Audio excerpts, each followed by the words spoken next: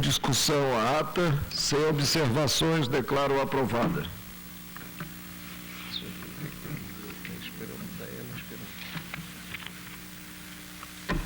Ministro Sidney Sanches, Vossa Excelência é relator do conflito de competência 7071, suscitante Superior Tribunal Militar, suscitado Superior Tribunal de Justiça, interessados Ministério Público Militar e Adenilson Paredes Botelho.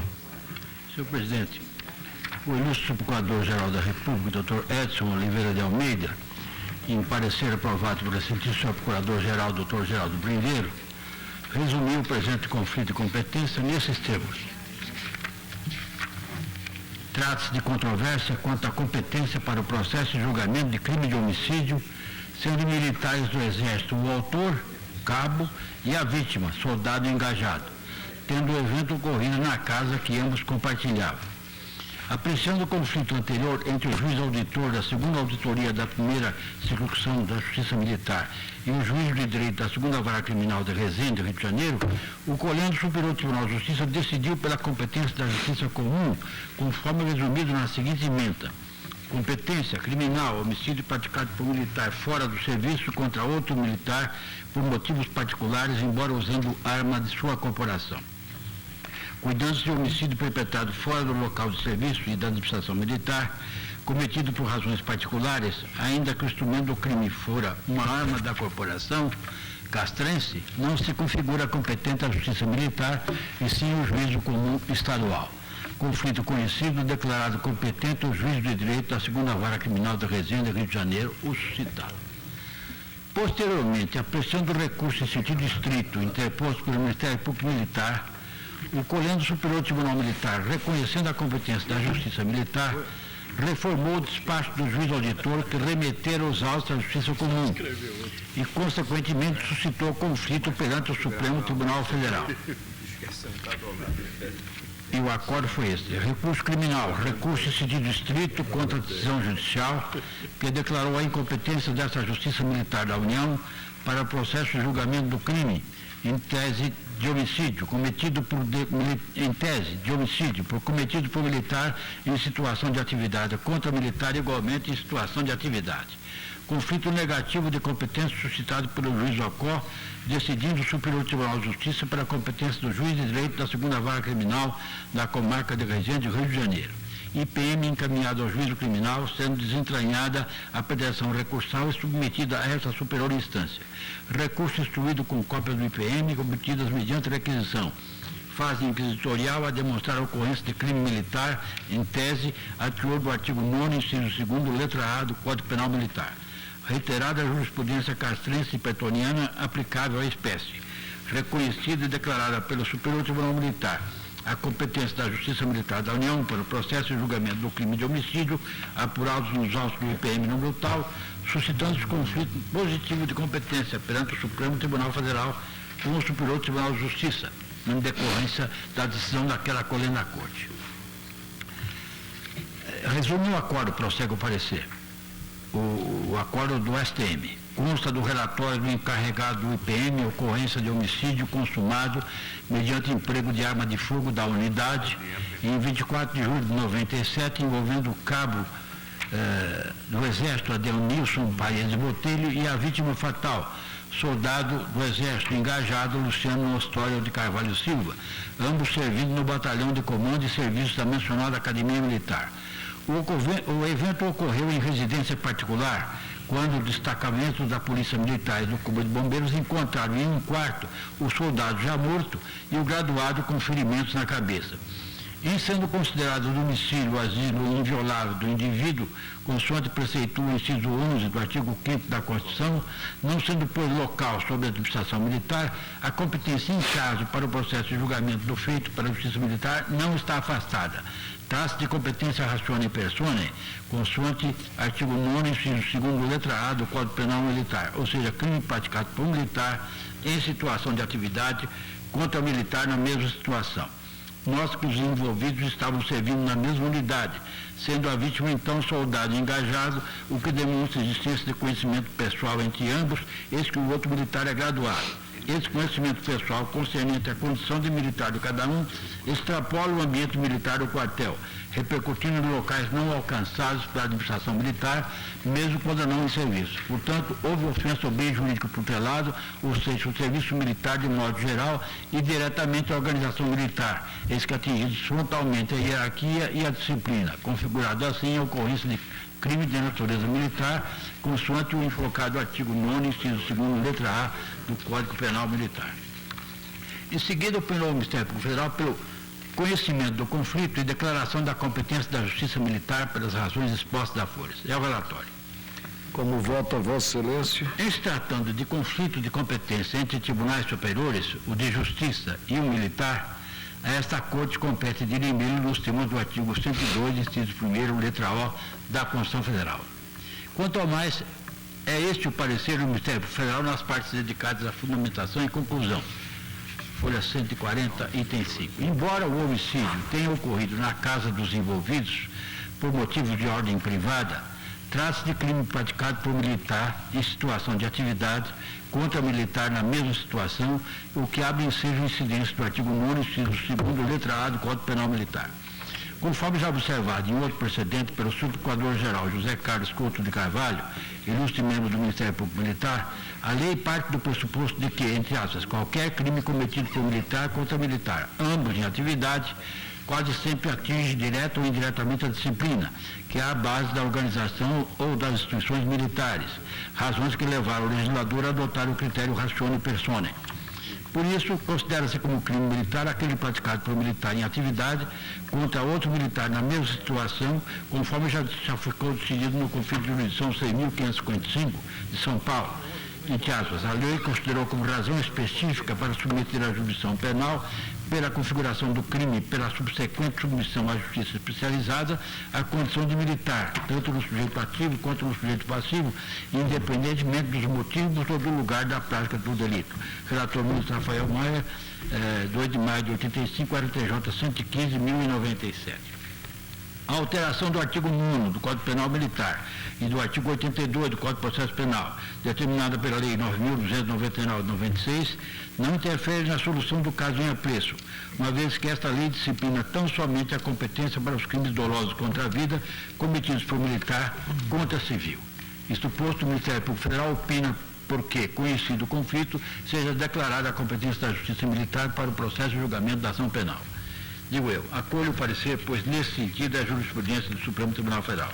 Com efeito, já a 15 de abril de 71, a segunda turma da Corte, julgando o recurso de habeas corpus 48.669, relatado pelo saudoso ministro Thompson Flores, decidiu, RTJ 604.315, crime militar, assim merece conceituado o homicídio praticado por militar em situação de atividade contra outro em igualdade de condições, ainda que fora da área sujeita à administração militar e por motivo estranho ao serviço. Aplicação do artigo 9º, inciso 2º, letra A do Código Penal Militar. Precedente do Supremo, recurso não provido. Em seu voto, o relator adotou as razões constantes dos pareceres que transcrevera, aduzindo que deram, entre aspas, correta exegese ao artigo 9º, inciso 2º, letra A, do vigente Código Penal Militar, repetição do anterior artigo 6º, inciso 2º, letra A, a soma do qual se consolidar a jurisprudência desta Corte, toda no rumo presentemente seguido. Conflito de jurisdição 3.091, CART 17.446, RSTJ 36.223, habeas corpus 29.373, revista forense 108.344. A 2 de outubro de 85, no conflito de jurisdição 6.555, relator ministro Rafael Maia, o plenário assentou por votação unânime, RTJ 115.095, competência, Justiça Militar Estadual, crime militar impróprio, artigo 9º, inciso 2º lado, Código Penal Militar. É crime militar impróprio o crime de furto praticado por militar em situação de atividade contra militar na mesma situação, nos termos do artigo 9º, inciso 2º, letra A do Código Penal Militar, suscitando, portanto, a competência da Justiça Militar com fim de jurisdição.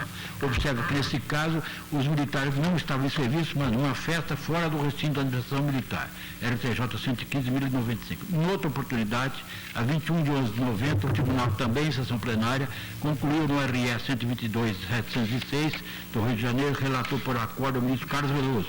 Constitucional, RTJ 137.418. Constitucional, penal militar, crime militar, justiça militar, competência, júri. crime praticado por militar em situação de atividade contra militar na mesma situação, homicídio de um cabo da Marinha contra um cabo da mesma força, ambos da ativa, na residência da vítima, fora da zona militar, mesmo não estando em serviço militar acusado, o crime é militar, na forma do disposto do artigo 9º, inciso 2º, letra A do Código Penal Militar. A Justiça Militar não comporta a inclusão na sua estrutura de um júri, nesse caso foi discutida a questão do júri, para o fim de julgar os crimes dolosos contra a vida. E a 29 de setembro de 92, a segunda turma assim igualmente decidiu, relator Carlos Veloso, no mesmo sentido. E ainda a primeira turma, o relator ministro Galotti. Os fundamentos deduzidos nos pareceres do Ministério Público Federal e nos precedentes aqui referidos bastariam para justificar, no caso, a declaração de competência da Justiça Militar. Ocorre, ademais, outra particularidade que conduziria à mesma conclusão. É que a arma utilizada pelo agente na prática do indigitado homicídio é da administração militar, como consta dos autos, e está assim referida no acordo do STM. E também se considera crime militar o delito praticado por militar em situação de atividade ou assemelhado, que, embora não estando em serviço, use armamento de propriedade militar, como está no artigo 9º, inciso 2º, letra F do Código Penal Militar. Nesse sentido, vários precedentes, cito aqui 3, mas são mais numerosos ainda. Por todas essas razões, conheço o presente conflito, já que envolve tribunais superiores, o Superior Tribunal de Justiça e o Superior Tribunal Militar, e declaro competente a Justiça Militar para prosseguir nos demais atos do processo.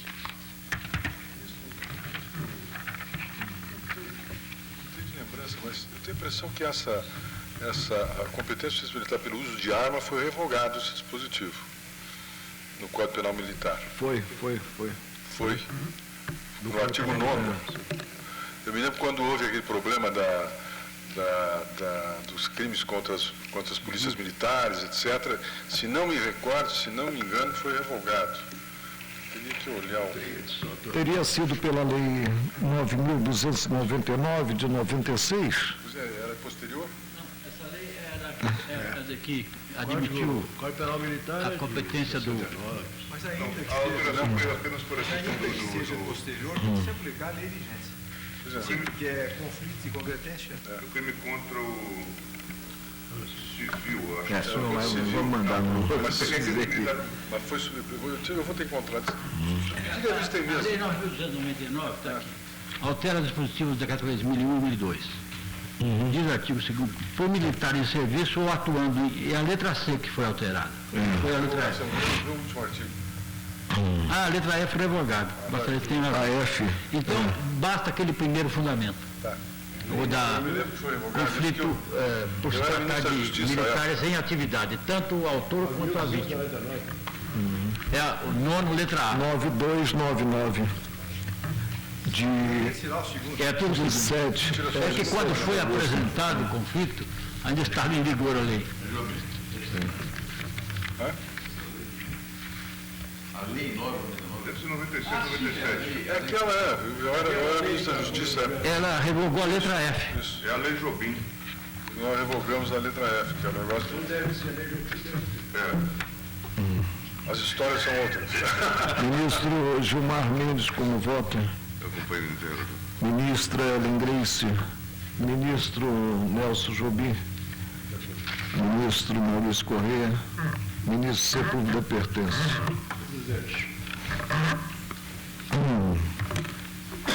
porque substancialmente alterada a composição do tribunal desde então, eu me permito, embora os novos juízes já se tenham manifestado, insistir no voto que proferi. O RS 122.706, em 1990, quando ficamos vencidos, eu próprio, Vossa Excelência, os ministros Celso de Mello e Célio Borges. E certamente ficaremos novamente. Desenvolvi em síntese o raciocínio de que, ao já aventado no RS 121, 124, caso Batomushi, relatado pelo eminente ministro Galotti, na primeira turma, que a norma da competência da Justiça Militar para julgar os militares em crimes militares, não deu cheque em branco para que se definisse como militar qualquer delito, ainda que praticado por militar.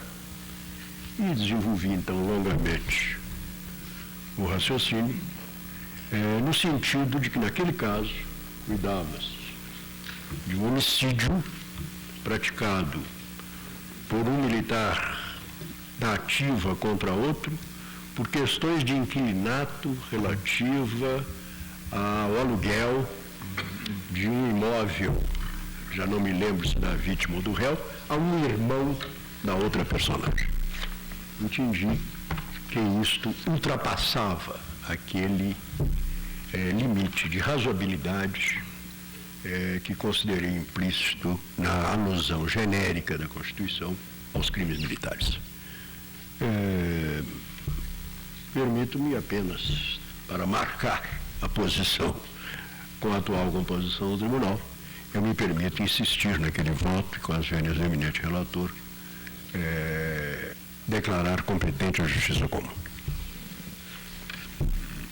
Ministro Celso de Mello, vamos inverter a ordem, né? Sim, senhor ministro pertence, Vossa Excelência agora relembrava que ficamos vencidos, não é?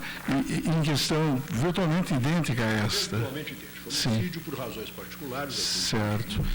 A coisa é entre militares em situação de atividade. No caso, havia também o problema da arma, Certo. como se esclareceu, está revogada, como critério de delimitação da Justiça Militar. Eu acho que, sobretudo, cuidando-se da exceção a uma garantia constitucional, que é o julgamento do júri, essa definição de crime militar não ficou absolutamente aberta à decisão do legislador ordinário.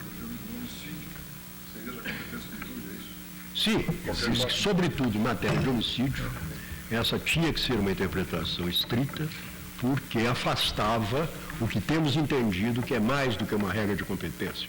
É uma garantia individual, que é o julgamento pelo júri. E há pouco tempo atrás, na segunda turma, embora o habeas corpus envolvesse um paciente civil, mas nós também, a partir de um precedente, entendemos que o caráter estrito da jurisdição castrense, especialmente, como naquele caso, incidindo sobre civis em tempo de paz, justificava que se reconhecesse o caráter não militar do delito. Sim.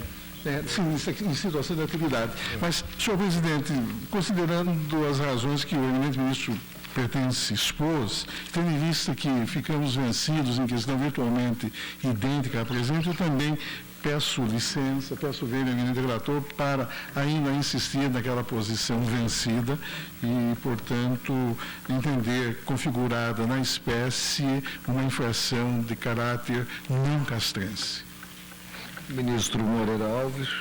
Senhor presidente, eu sigo a jurisprudência do Supremo de longa data, de modo que, com a devida vênia, eu acompanho o eminente relator. Eu peço vênia ao nobre ministro relator e àqueles que o acompanharam para formar, talvez mais uma vez, na minoria. E o faço a partir da premissa, segundo a qual, em se tratando de crime doloso contra a vida, tem-se, de regra, a atuação do Tribunal do Júri.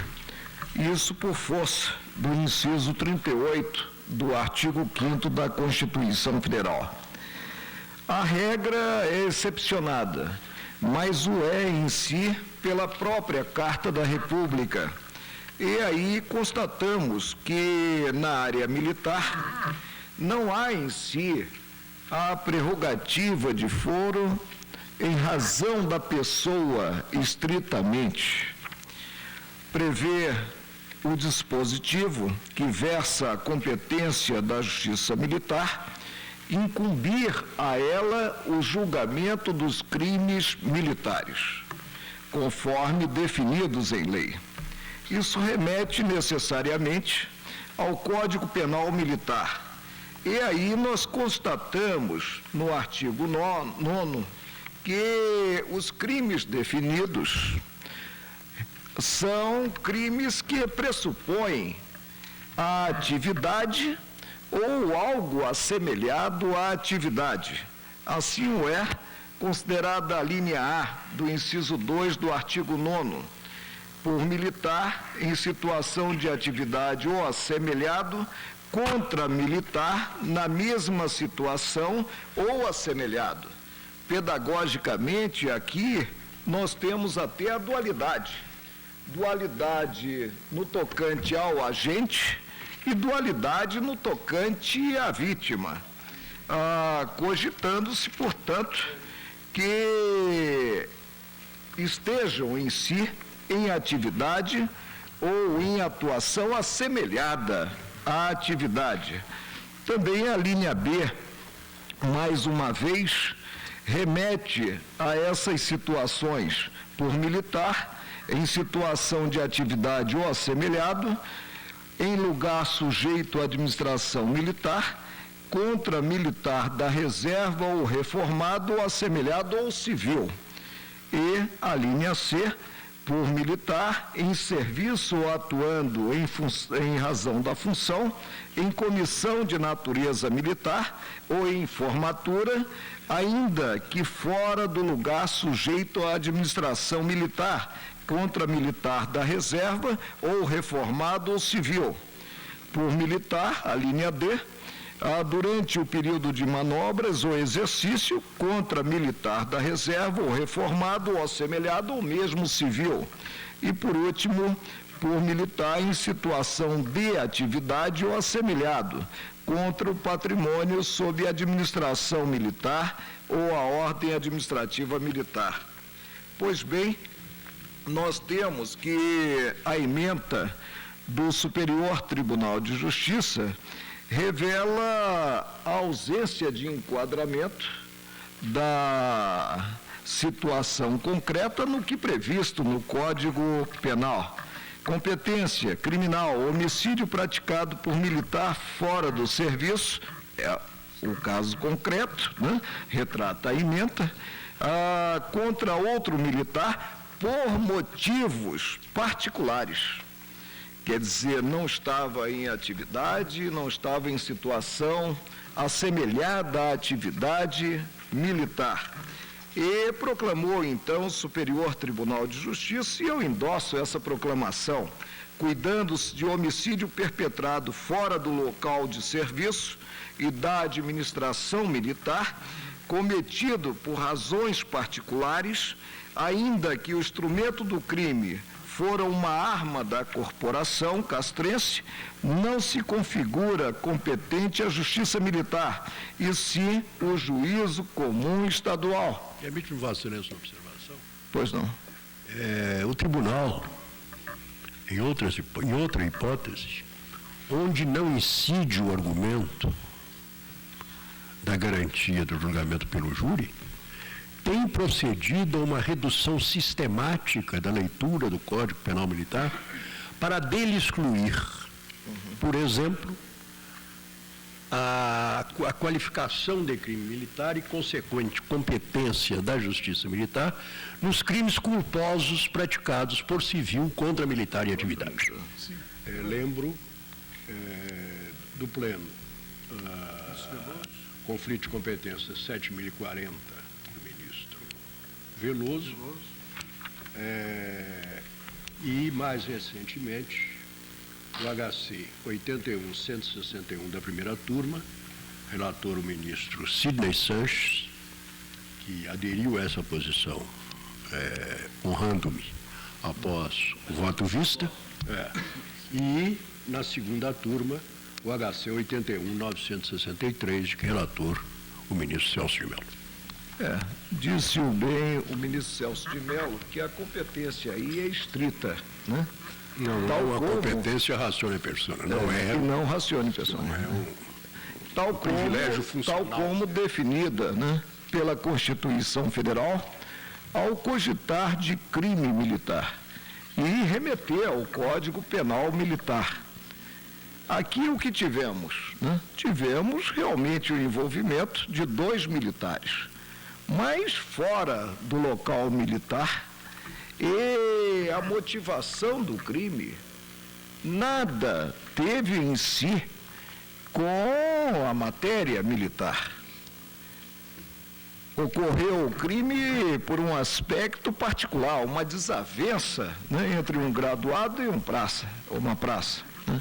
E aí, evidentemente, né, tendo ocorrido o homicídio, nós temos a incidência da regra constitucional reveladora do juízo natural, que é o tribunal do júri. Por isso eu peço vênia, né, aos colegas para acompanhar a divergência, a primeira divergência do ministro Sepúlveda Pertence, sufragando a ótica do Superior Tribunal de Justiça, que tem, inclusive, sobre a matéria, um verbete a integrar a respectiva súmula, que é o verbete número 6. Né? Ministro Ilmar está habilitado? Não está habilitado. Proclamo que, por maioria, o tribunal julgou, concluiu no conflito de competência.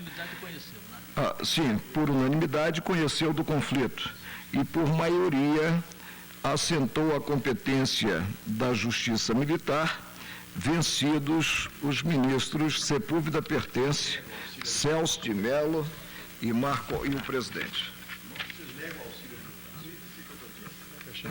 Eu tenho um caso de pessoa presa, é uma coisa rápida, é pessoa presa. Sim. É extradição, a questão de ordem? Pessoa presa é uma questão de ordem, é rápida.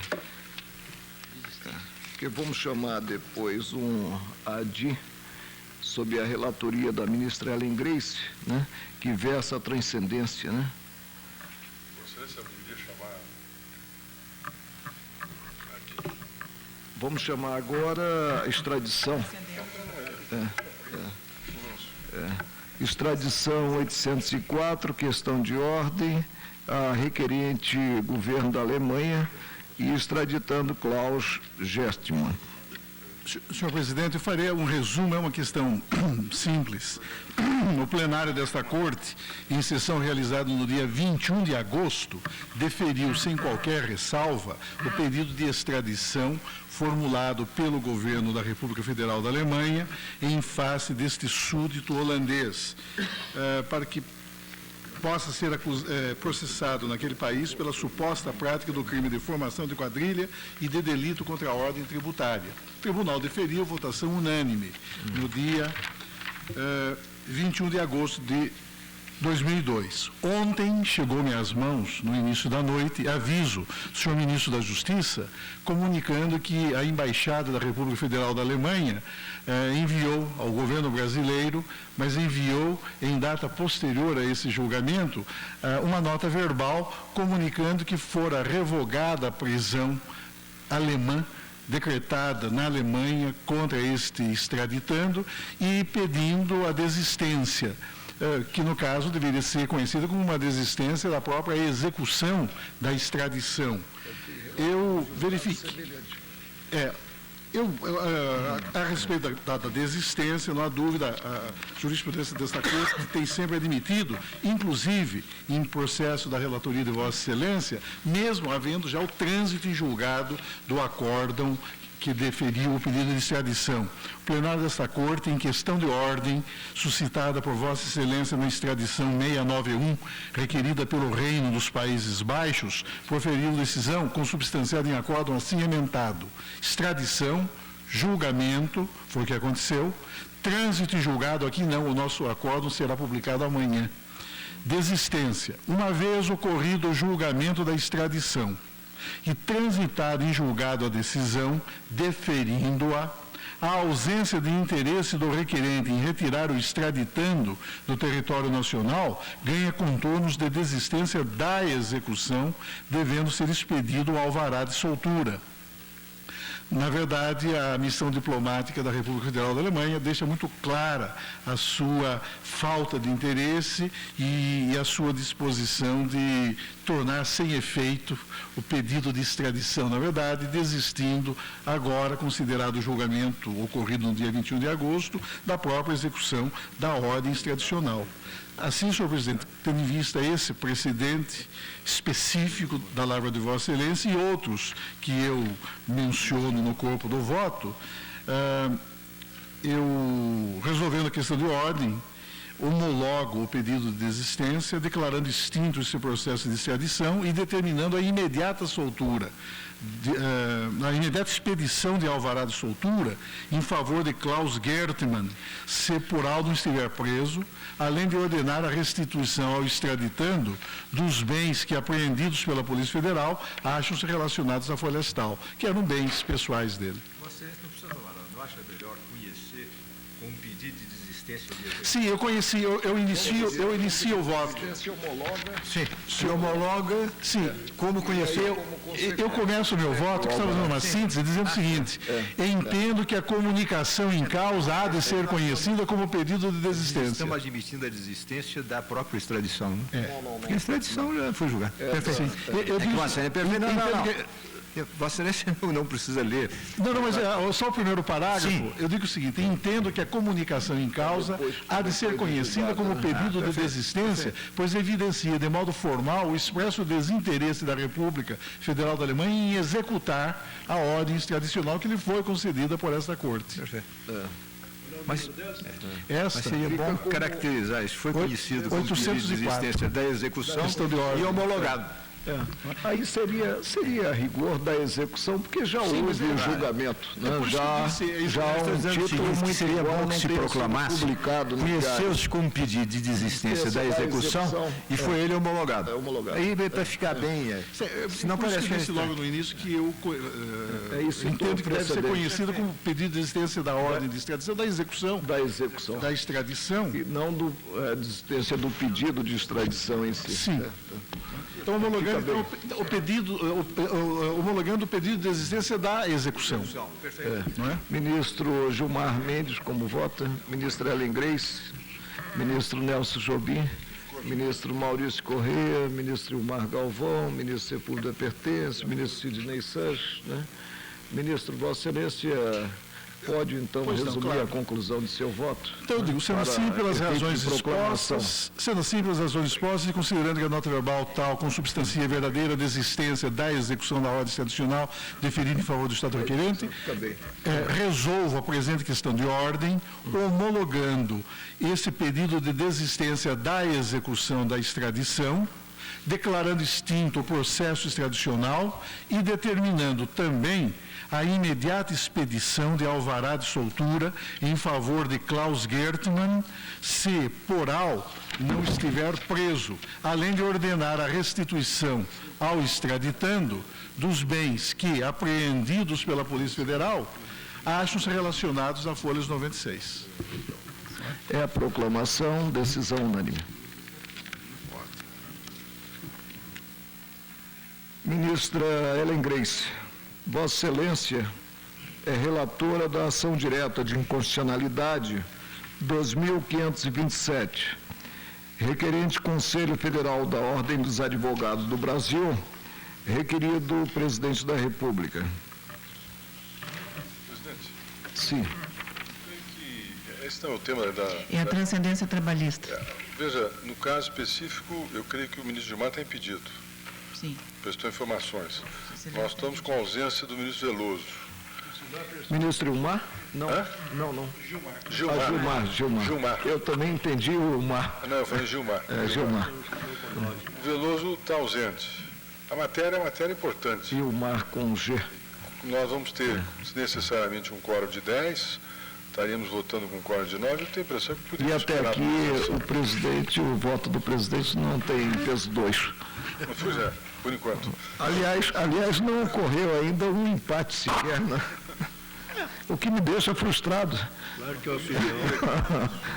Por isso mesmo é que nós temos que providenciar uma reforma do regimento, porque senão vai dar complicação.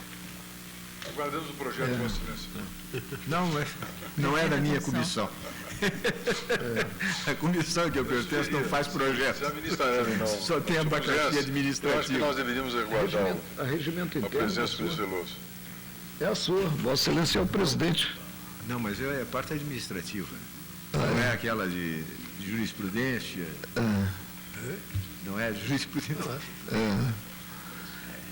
Aí vamos ter um conflito. Depois se conversa.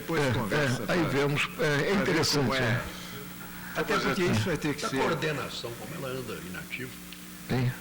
A comissão de coordenação, como já esqueceu qual é. Exatamente. Quem coordena as Coordenadas.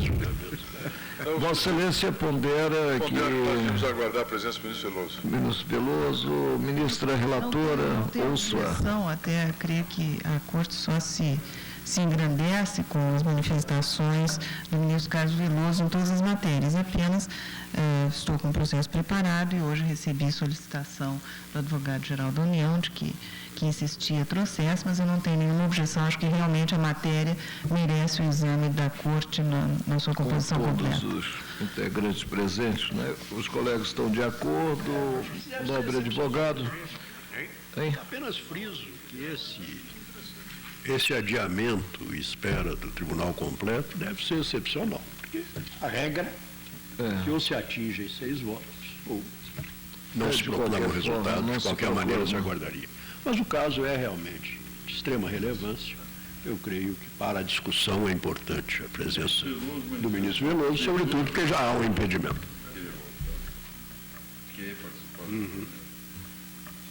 Então eu apenas friso isso, sou de acordo. Sim, Então fica adiado, né, o julgamento. E se estivermos todos na próxima quarta, será o primeiro processo apregoado.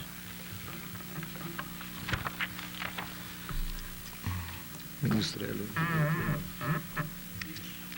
Só porque eu chamei dela.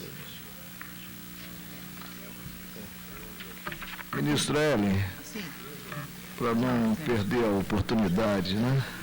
A reclamação 1067, reclamante Instituto de Previdência do Estado do Rio Grande do Sul, IPERGS, e reclamado Tribunal de Justiça do Estado do Rio Grande do Sul.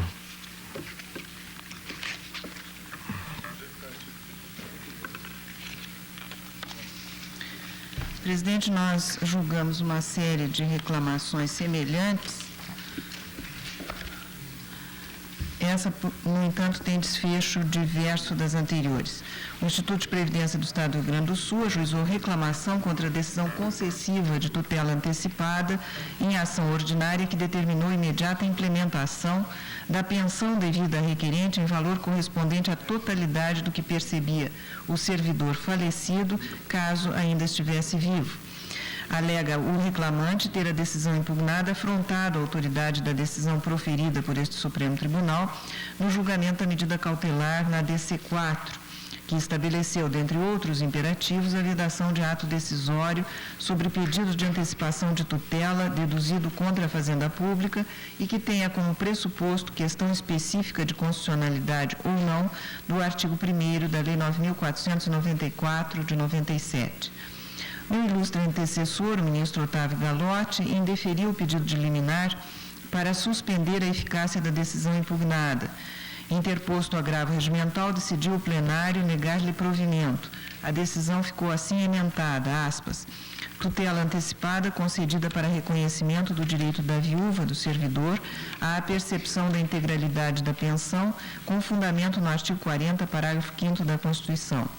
Reclamação buscando garantia da autoridade da decisão proferida na ação declaratória de constitucionalidade número 4, liminar indeferida por implausibilidade da alegação pelo reclamante de dano irreparável ante a coincidência na questão de fundo e integralidade da pensão entre o sentido da decisão reclamada e a reiterada jurisprudência do Supremo Tribunal. A excelentíssima senhora desembargadora relatora da decisão reclamada proferida no agravo de instrumento 599.074.788, interposto perante o Tribunal de Justiça do Estado do Rio Grande do Sul, prestou as informações. E o Ministério Público, em parecer da lavra do Procurador-Geral, Dr. Geraldo Grindeiro, opinou pela improcedência da reclamação. É o relatório. Como vota Vossa Excelência? Não merece prosperar a presente reclamação. O plenário do Supremo Tribunal fixou o entendimento de que a decisão prolatada no julgamento liminar na DC4, de que foi relator eminente ministro Sidney Sanches, referente à concessão de tutela antecipada contra a Fazenda Pública, não se aplica aos casos que tenham como objeto matéria de natureza previdenciária. Eu refiro precedente, especialmente a reclamação número 1122, de que foi relator eminente ministro Nério da Silveira, e também outra de relatoria do ministro Moreira Alves. E, nos termos dessa jurisprudência, eu julgo improcedente a presente reclamação. Ministro Gilmar Mendes.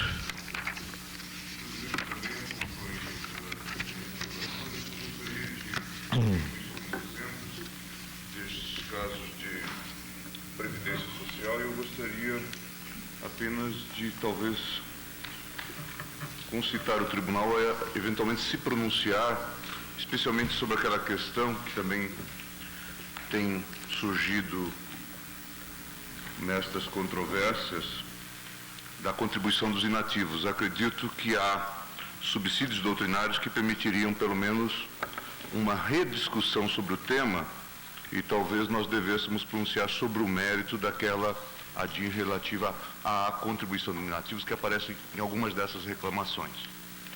Eu sei que em muitos casos nós temos invocado aquele precedente para negar a reclamação. Talvez fosse oportuno julgar o mérito daquela controvérsia. Ministro Nelson Jobim, ministro Maurício Correia, ministro Gilmar Galvão, ministro Celso de Mello, ministro Sepúlveda Pertence, ministro Sidney Sanches, ministro Moreira Alves, também acompanho a relatora, julgado improcedente o pedido formulado na reclamação. E essa do ministro Moreira Alves? Ministro Moreira Alves. Vossa Excelência é relator da ação direta de inconstitucionalidade 12.528, requerente governador do Estado do Rio Grande do Sul e requerida Assembleia Legislativa do Estado do Rio Grande do Sul.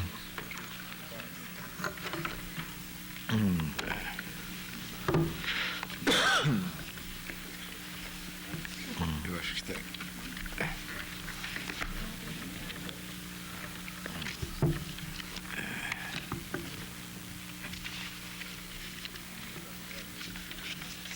Presidente, será que podia chamar um outro processo? Porque eu estou procurando aqui os votos que eu tenho a impressão de que eu misturei com os casos da turma. Aí eu vou chamar uma ADIM do ministro Gilmar e depois nós voltamos a Vossa Excelência. Ministro Gilmar Galvão, Vossa Excelência é relator da ação direta de inconstitucionalidade 1166, requerente governador do Distrito Federal e requerida Câmara Legislativa do Distrito Federal. Objeto, senhor presidente, essa ação, inciso 26 do artigo 60 da Lei Orgânica do Distrito Federal, que dispõe, artigo 60, compete privativamente à Câmara Legislativa do Distrito Federal. 26, autorizar ou aprovar convênios, acordos ou contratos de que resultem para o Distrito Federal encargos não previstos na lei orçamentária. Sustentou o requerente a incompatibilidade do dispositivo com os artigos 18 e 25 a 28 da Constituição Federal, ressaltando a regra maior da independência e harmonia dos poderes, que teria sido violada, tendo em vista que o texto federal não incluía os atos e acordos internos como sujeitos à apreciação e aprovação do Poder Legislativo. Assinalou ainda que a preocupação em resguardar os gastos não previstos na lei orçamentária não justifica a regra, pois tal autorização pode estar contida na própria lei anual, a qual é elaborada com a participação de ambos os poderes, com grande proeminência, portanto, sob o controle unilateral que tal norma pretende indevidamente estabelecer. O requerimento foi deferido, cautelar foi deferido, na sentada de 1º de fevereiro de 95. A Câmara Legislativa do Distrito Federal, em suas informações, além de destacar a falta de nexo entre os dispositivos constitucionais tidos por violados e o texto impugnado afirmou que o inciso 26 do artigo 60 da Lei Orgânica Distrital é norma complementar ao inciso 5º do artigo 167 da Carta da República, não havendo falar assim em inconstitucionalidade. O advogado-geral da União, no exercício da atribuição prevista na Constituição, manifestou-se em face do decidido na questão de ordem na DIN 72 pela constitucionalidade. A douta Procuradoria, em parecer do doutor professor Geraldo Brindeiro, opinou pela procedência da ação direta. É o relatório. Como vota Vossa Excelência? Quando o julgamento da medida cautelar, destacou-se a semelhança entre o caso dos autos e o apreciado por esta Corte na DIN 676, relator ministro Carlos Veloso, uma vez que em ambas as ações são impugnadas normas que submetem à prévia autorização do Poder Legislativo à celebração de convênios que importem encargos não previstos na lei orçamentária. O Supremo Tribunal Federal, ao julgar o mérito da mencionada DIN 676, entendeu que normas da espécie contrariam o princípio da separação e independência entre os poderes, inscrito no artigo 2º da Constituição Federal, restando o acordo assim emendado. Norma que subordina convênios, acordos, contratos e atos de secretário de Estado à aprovação da Assembleia Legislativa, inconstitucionalidade porque é ofensiva ao princípio da independência e harmonia dos poderes, inconstitucionalidade dos incisos tais e tais da Constituição do Estado do Rio de Janeiro. Nesse sentido, igualmente, os pronunciamentos de mérito dessa Corte na DIN 165, relator ministro Sepúlveda Pertence, 177, ministro Carlos Veloso, e 462, relator ministro Moreira Alves. Impõe-se, portanto, a conclusão de que também o dispositivo ora impugnado da Lei Orgânica do Distrito Federal contraria o artigo 2º da Carta da República. Desse modo, julgo procedente a presente ação direta para declarar a inconstitucionalidade do inciso 26 do artigo 60 da Lei Orgânica do Distrito Federal.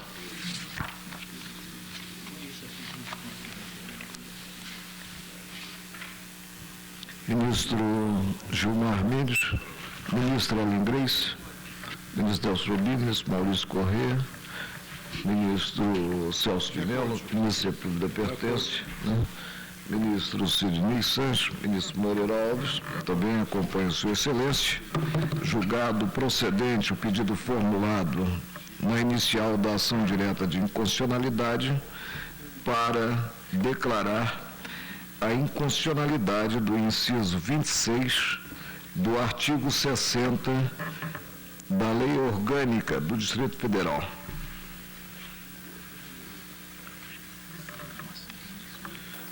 Ministro Moreira Alves, nós temos uma série de reclamações. Tá?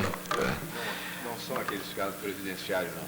São aqueles outros do artigo da DC 4. Reclamações nas quais figura como reclamante a União.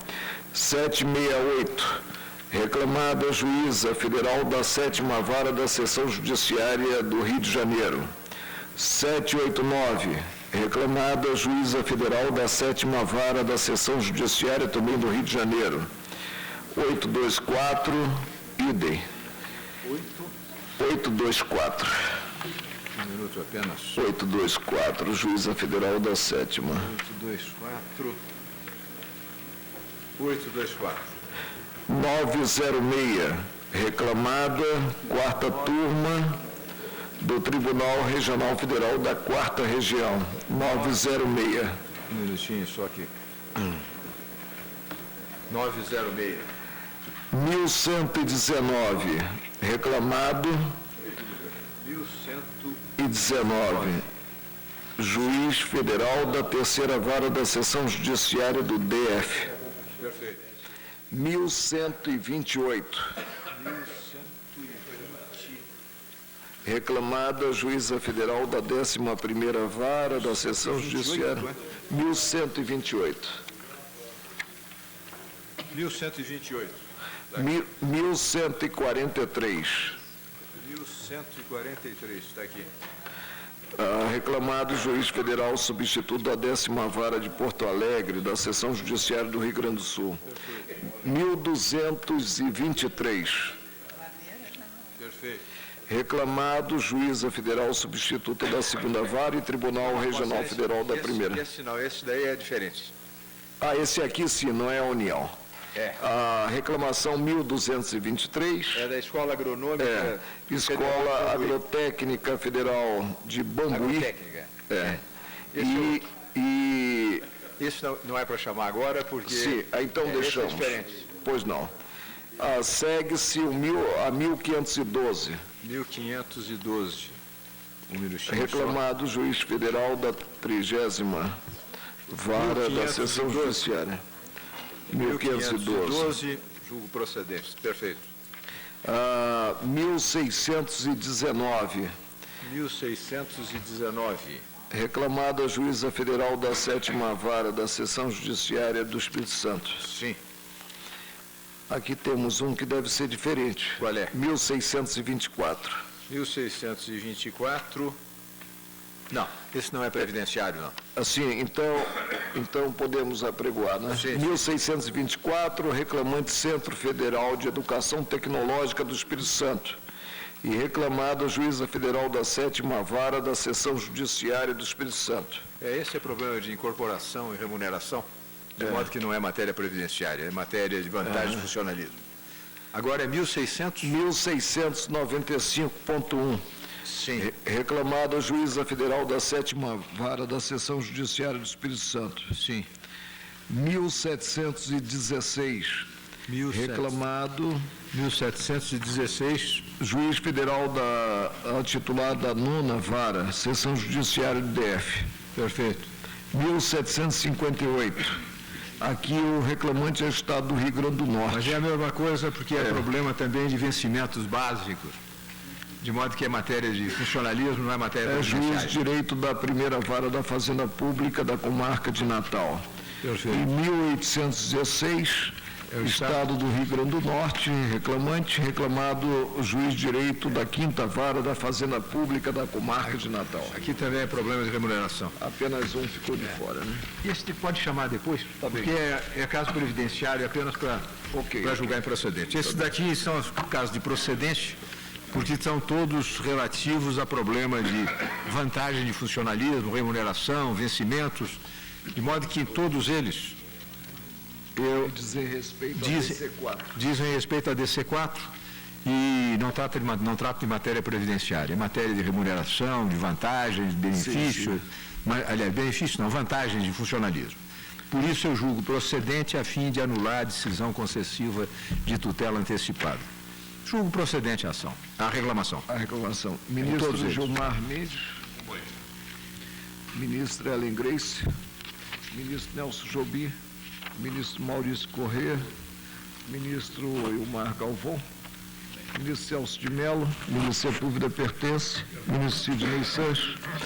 Peço vênia aos colegas para divergir e juntarei posteriormente a justificativa de voto.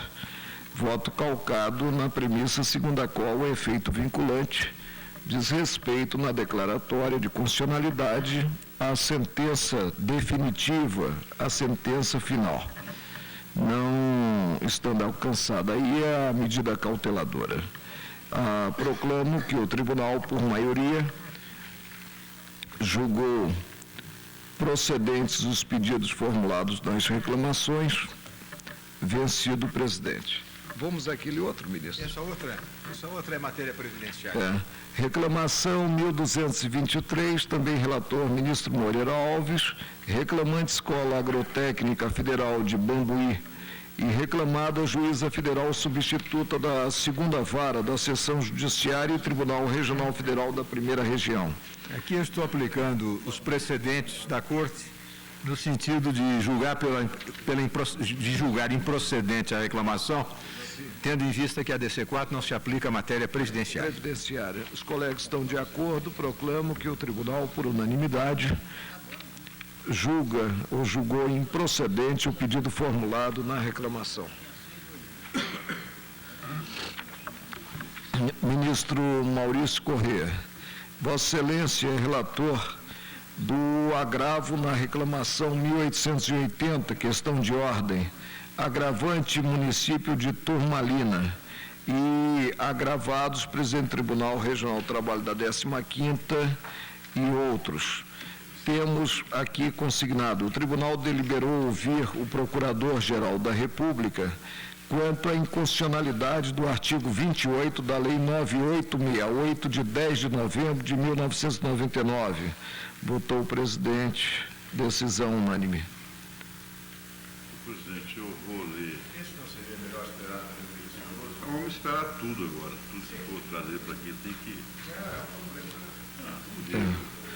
Quando o tribunal deliberou, estavam ausentes os ministros Ilmar Galvão e o próprio Veloso, mas acho que agora no julgamento...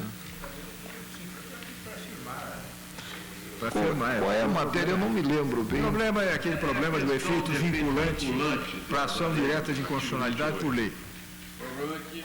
Mas não está suscitado? Mas é isso. Sim, mas isso aqui... Já é o problema do presidente. Já é o problema do presidente. Aí deixamos para o tribunal. Claro. Deixamos o ministro Maurício Correia, eu chamo outro processo. Melancolia, presidente, mas eu me rendo aí. Ok. Para a próxima quarta-feira, se todos estiverem presentes, o segundo processo a ser apregoado.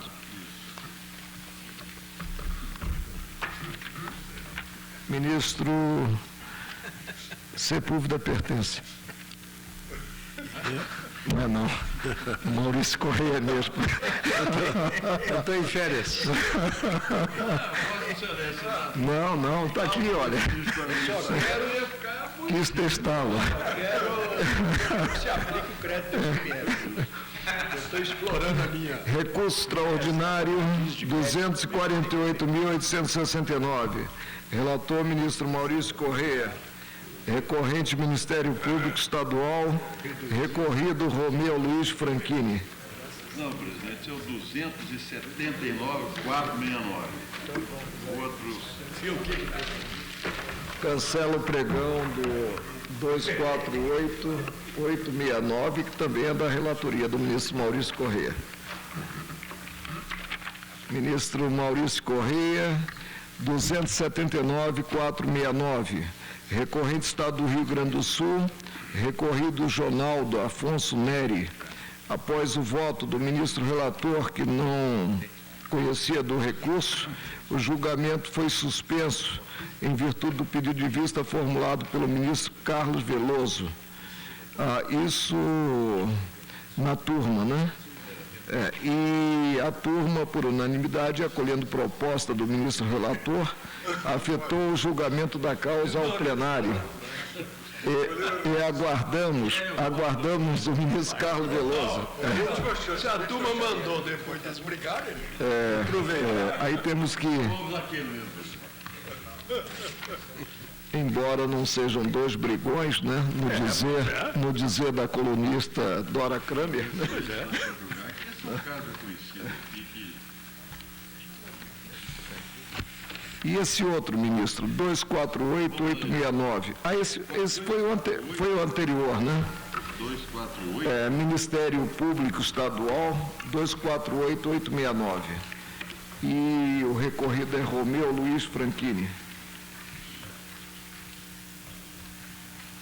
248.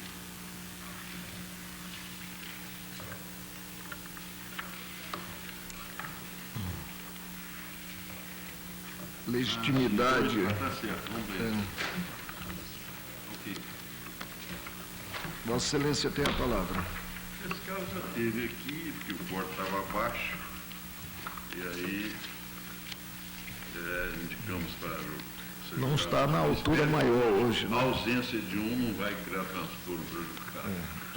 Mas isso é reconhecido. O presente recurso extraordinário tem origem em ação de investigação de paternidade, acumulada com pedido de alimentos, cuja inicial vem subscrita pelo representante do Ministério Público do Estado de São Paulo, Ministro, como assistente. o decano pondera, né, que devemos deixar.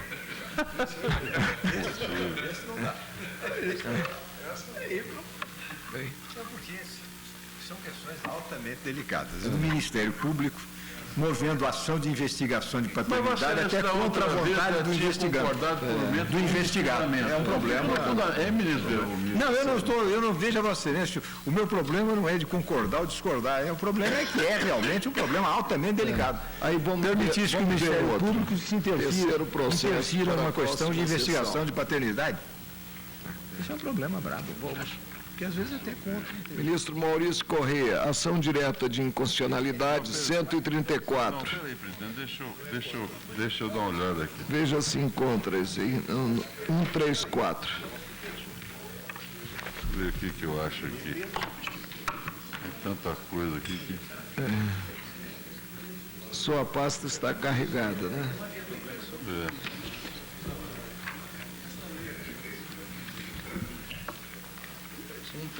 Qual é essa aqui, presidente? 1106. Eu nem sei o que é isso.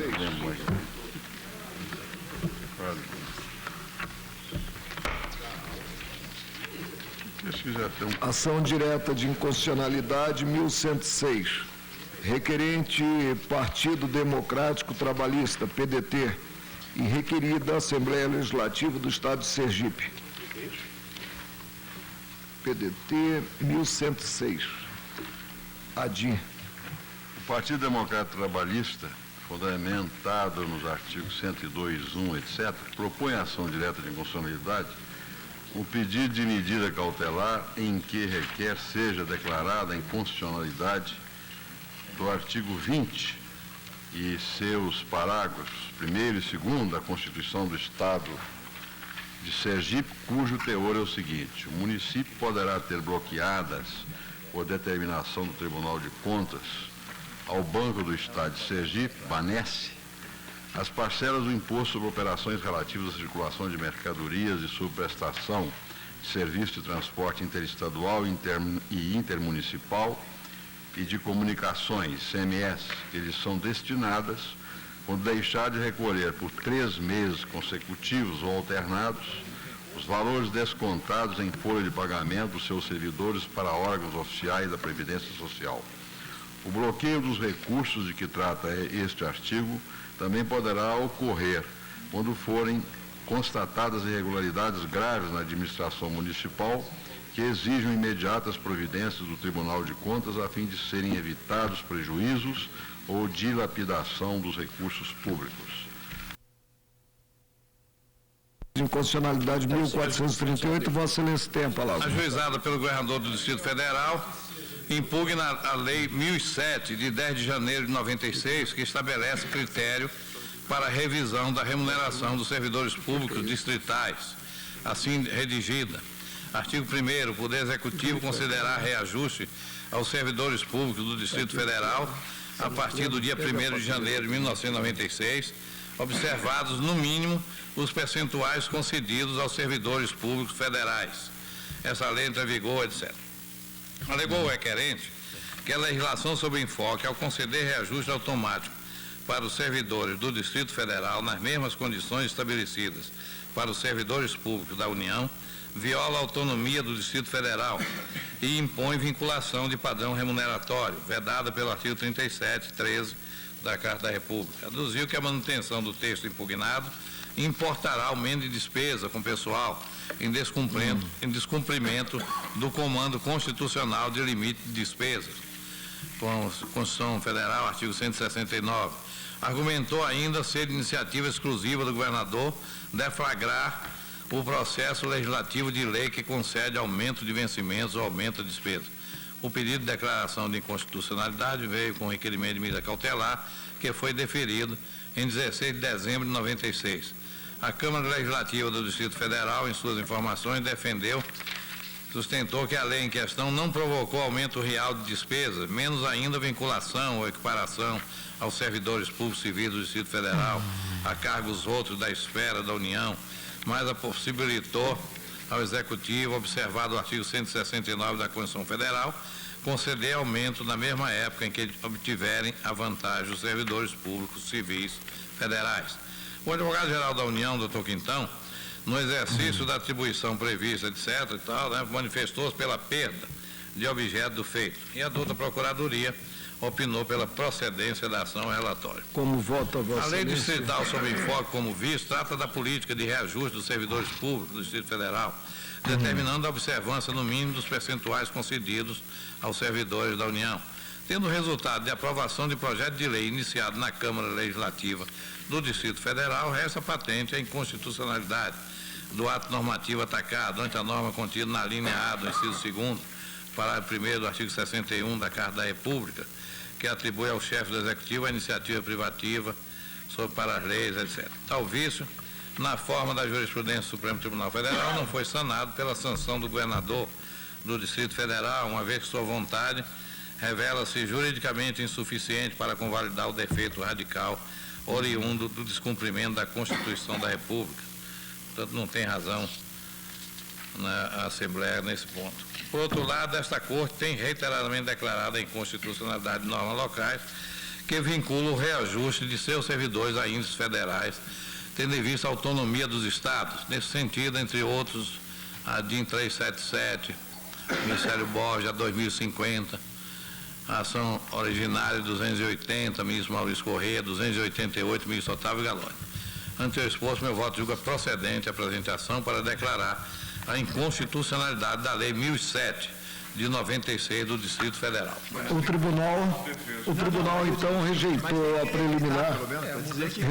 preliminar de perda de objeto, né, e declarou a inconstitucionalidade da lei 1007, 10 de janeiro de 1996, do Distrito Federal. Chama a julgamento o recurso extraordinário 210.876, recorrente Marco Polo S.A., carrocerias e ônibus, recorrido Estado do Rio Grande do Sul, do qual eu sou o relator. Esse 210.876. O recurso extraordinário foi interposto com alegada base nas alíneas A e C do permissivo constitucional contra o acórdão de folha 101 a 106, assim sintetizado. ICMS, venda para entrega futura, base de cálculo, valor atualizado à data da entrega da operação, como base de cálculo do tributo, inexistência de ilegalidade ou inconstitucionalidade, ação declaratória julgada improcedente, recurso desprovido. Propostos embargos declaratórios foram desprovidos a uma só voz pelo colegiado. Argumenta-se que o ajuste CINIEF 1.91, ratificado pelo Decreto Estadual 34014 de 91, implicou a alteração da base de cálculo do tributo nas operações para entrega futura, passando-se a considerar o valor da operação atualizado mediante instrumentos inapropriados. Portanto, teriam sido olvidados os princípios da estrita legalidade em matéria tributária e da reserva absoluta de lei complementar. Prossegue-se asseverando que restara preterida a base de cálculo do imposto sobre operações relativas à circulação de mercadorias e serviços, fixada no Código Tributário Nacional, em favor de outra aleatória, estabelecida por meio de atos administrativos. Por outro lado, com aspas, o desvirtuamento da natureza específica do tributo, pelo impedimento do seu repasse integral para a operação seguinte, fecho aspas, ferira-se o princípio da não cumulatividade. O recorrido apresentou as contrarrazões de folha 156 a 161, sendo de ressaltar-se que o processamento do recurso decorreu do provimento dado ao agravo em apenso, ocasião em que consignei. A espécie envolve dois temas que possuem contornos constitucionais. O primeiro diz com um veículo próprio a alteração da base de incidência do imposto sobre operações relativas à circulação de mercadorias e serviços.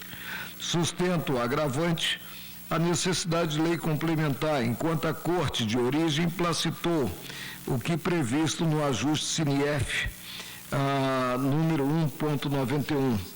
O segundo aspecto está ligado ao princípio da não cumulatividade. afirma o agravante haver demonstrado que a nota fiscal correspondente ao negócio jurídico teve o valor do tributo lançado sem a correção estabelecida pelo fisco, considerado o preço da mercadoria devidamente atualizado. A matéria está a merecer o crivo de colegiado desta Corte, a fim de que se defina se houve ou não transgressão aos preceitos constitucionais que a agravante aponta como infringidos. O recurso especial simultaneamente interposto teve o trânsito obstado, mediante a decisão de folha 173 a 176, seguindo-se a protocolação de agravo ao fim desprovido, no âmbito do Superior Tribunal de Justiça. A Procuradoria-Geral da República emitiu parecer de folha 213 a 218 no sentido do não conhecimento do recurso.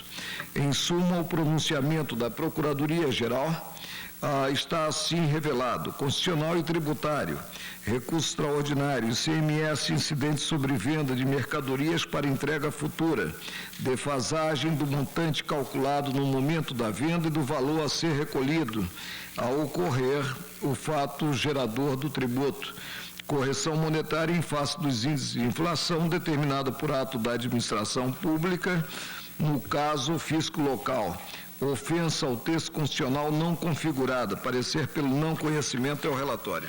Então, proclamo que o tribunal, por unanimidade, julgou procedente o pedido formulado na ação direta de inconstitucionalidade para declarar a inconstitucionalidade do inciso 6 e do parágrafo 2º do artigo 91 da Lei Complementar número 53, de 30 de agosto de 1990, do Estado de Mato Grosso do Sul. Pressão, né? Está aí?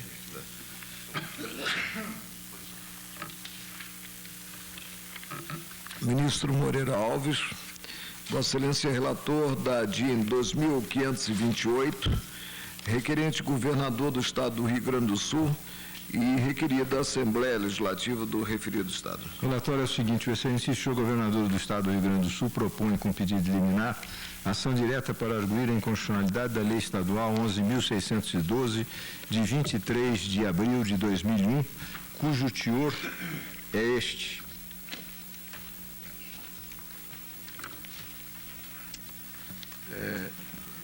Lei 11.612, de 23 de abril de 2001, dispõe sobre a ampliação do período de alocação de recursos do orçamento do Estado para a Agência Estadual de Regulação dos Serviços Públicos Delegados do Rio Grande do Sul. O deputado Sérgio Zambiase, presidente da Assembleia Legislativa do Estado do Rio Grande do Sul, faço saber, em cumprimento ao disposto no parágrafo 7º do artigo 66 da Constituição do Estado, que a Assembleia Legislativa aprovou e eu promulgo a seguinte lei. Fica alterado o disposto na linha 1 do artigo 15 da Lei 10.931, de 9 de janeiro de 97, e alterações, que passa a ter a seguinte redação: artigo 15.1. Até os 5 primeiros anos, a partir de sua efetiva criação e operação, com recursos do Tesouro do Estado alocados pelo orçamento. Esta lei entra em vigor na data de sua publicação e o artigo 3º diz que revogam-se as disposições em contrário. Depois de noticiar que, pela redação originária da Lei Estadual 10.931, de 9 de janeiro de 97, o Estado estava obrigado a aportar recursos orçamentários para a Agência Estadual de Regulação dos Serviços Públicos Delegados do Rio Grande do Sul, a GERGS, e que o projeto que deu origem à Lei 11.612 de 2001 foi vetado, tendo o veto sido rejeitado, sustenta o requerente que essa Lei 11.612 de 2001 é formalmente inconstitucional, vícios de iniciativa, por ofender o disposto no artigo 61, parágrafo 1º, 2e, bem como por violar o artigo 165, 3, ambos da Constituição Federal. O primeiro desses dispositivos estaria infringido por não ter sido a lei impugnada resultante de projeto da iniciativa dele. O mesmo acontecendo com relação ao segundo dispositivo, isso porque, nesse caso, aspas, ao determinar a destinação de recursos do Tesouro do Estado para a sustentação da autarquia, o diploma legal em causa atingiu também a própria matéria orçamentária. Alegando ainda ocorrer também o requisito do periculum in mora, porquanto o que se tem é o comprometimento do equilíbrio que deve existir entre os poderes do Estado, pede o requerente a concessão da liminar e que, afinal, seja julgada procedente a presente ação. Solicitadas informações à Assembleia Legislativa do Estado do Rio Grande do Sul, artigo 10º caput da Lei 9.868 de 99, foram elas prestadas à folha 79 seguintes. Nelas, a Assembleia alega, em síntese, que não há ofensa ao artigo 61, parágrafo 1º, 2e da Constituição, porque a lei atacada não criou nenhum órgão novo na administração pública, nem alterou a estrutura ou modificou as atribuições de órgãos já existentes. Por outro lado, a lei, ora impugnada, não é lei orçamentária anual, sendo descabida a afirmação de que ela infringe o inciso 3 do artigo 165, que trata da iniciativa de projeto de lei orçamentária. Ademais, inexiste, no caso, perículo in mora. Havendo pedido liminar, trago a apreciação do plenário. É o relatório, senhor.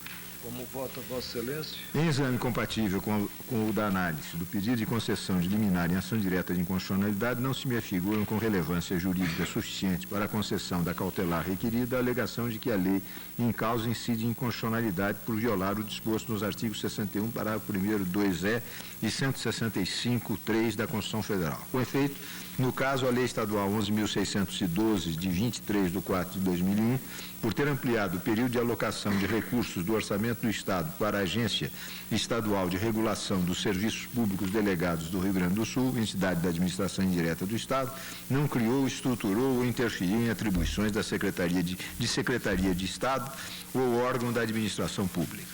Por outro lado, pela circunstância dessa lei estadual haver prorrogado de 2 para 5 anos o prazo para o repasse de recursos orçamentários como fonte de renda para a referida agência, não se me afigura relevante a alegação de que, com isso, estaria ela invadindo a competência da iniciativa do Poder Executivo para a lei orçamentária, artigo 165, 3 da Constituição Federal, pelo reflexo que esse repasse poderá ter no orçamento futuro, pois, se assim for, seria inconstitucional e não é qualquer lei de iniciativa do Poder Legislativo que aumentasse despesa nos casos em que não há iniciativa exclusiva dos outros poderes para esse aumento.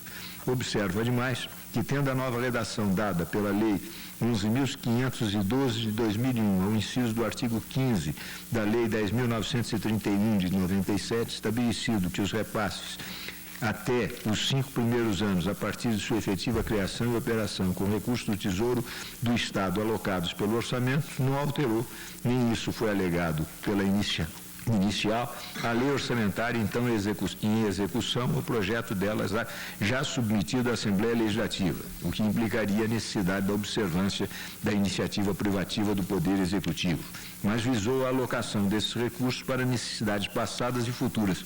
Aqui, porque a agência, a alocação era por 2 anos. Terminou isso, e então prorrogaram por mais 5. Acontece que agora... A despesa, mas claramente depende da... Mas o problema é o seguinte, o problema curioso aqui é que, tendo prorrogado para 5, sucede que o terceiro ano e o quarto, porque a agência foi criada em 97, de modo que termina esse prazo de 5 anos em 2002.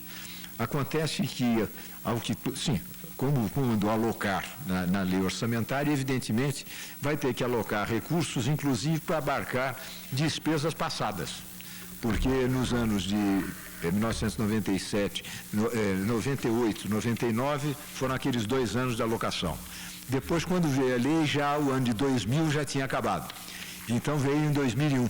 Então, evidentemente, o ano de 2000, se houver a alocação, será para vamos dizer, ressarcir ou para auxiliar a agência com referência àquele ano cujo orçamento já foi executado.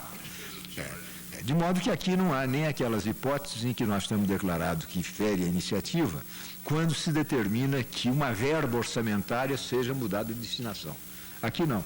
Aqui é uma alocação futura. De modo que ainda que possa abarcar um ressarcimento passado. Por isso, senhor presidente, eu digo aqui, mas visou a alocação desses recursos para necessidades passadas e futuras. A Lei 11.612 entrou em vigor em 24 de abril de 2001, quando ainda não escoado o prazo de 5 anos da criação da agência em causa, em lei orçamentária posterior à alteração ora impugnada. Por isso, senhor presidente, eu indefiro a liminar requerida. Ministro Gilmar Mendes, ministra Ellen Grace, ministro Nelson Jobim, ministro Maurício Corrêa, ministro Elmar Galvão, ministro Celso de Mello, ministro Sepúlveda Pertence, ministro Sidney Santos, também acompanha o relator, indeferido a liminar, decisão unânime. Ministro Gilmar Mendes, Vossa Excelência é relator dos embargos declaratórios, nos embargos declaratórios, no recurso extraordinário, 141.290, embargante Alcides João Branco, embargada União. 1, 2, 3 presidente, embargos e mais o recurso extraordinário. É daqueles casos relacionados com a... 8 recursos aqui. Aqueles casos relacionados com a aplicação do artigo 8º da DCT, ao julgar os embargos de declaração, nos embargos de declaração, no recurso extraordinário 141.290, este tribunal negou-lhes provimento, recurso extraordinário, embargos de declaração, hipótese em que se pretende, em realidade, reapreciar a controvérsia, não cabe em embargos de declaração rediscutir o merecimento da solução dada à espécie. Embargos de declaração rejeitados. Agora pugna novamente o embargante pela aplicação da MP 2151, de 31 de maio de 2001, que regulamentou o artigo 8º da DCT, etc., ao argumento de que nela está consubstanciado fato novo e superveniente bastante para modificar a decisão embargada. Voto. Não vislumbra omissão, obscuridade ou contradição da decisão recorrida. A petição do embargante é a reapreciação da causa, inadmissíveis, portanto, os embargos declaratórios com efeitos infringentes do julgado. Dessa forma, rejeita os embargos. E os colegas estão de acordo? Então, desprovidos os embargos declaratórios, decisão unânime. Já apregoado 255, 858, faço pregão do 258, 980, recorrentes Creuza, Prometi e outros, e recorrido município de São Paulo. Então é pela letra A e foi contraacordo que concluiu no sentido de ser aplicável aos servidores do município de São Paulo, a partir de 1º de fevereiro de 95, a lei municipal número 11.000, etc., que revogou a lei número 10.688, segundo a qual os seus proventos eram reajustados mensalmente pela variação do índice do custo de vida ICV-DIEESE, introduzindo o regime dos reajustes quadrimestrais. Sustenta os recorrentes haver referida decisão ofendido os princípios da irretroatividade da lei e do direito adquirido, consagrado no artigo 5º, etc.